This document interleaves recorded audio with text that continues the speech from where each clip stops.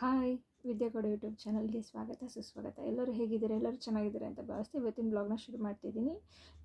ಇವತ್ತಿನ ಟಾಪಿಕ್ ಏನಂತ ಅಂದರೆ, ಯೂಟ್ಯೂಬಲ್ಲಿ ನಿನ್ನೆಯಿಂದ ಒಂದು ಪ್ರಾಬ್ಲಮ್ ಆಗಿದೆ. ಅದೇನಂತ ಅಂತ ತಿಳ್ಕೊಳ್ಳೋಣ ಬನ್ನಿ.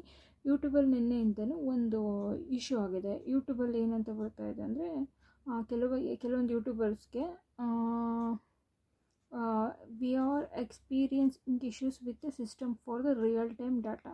ಕೆಲವೊಬ್ಬರಿಗೆ ವೇವ್ಸಲ್ಲಿ ಝೀರೋ ಕೌಂಟ್ ತೋರಿಸ್ತಾ ಇದೆ.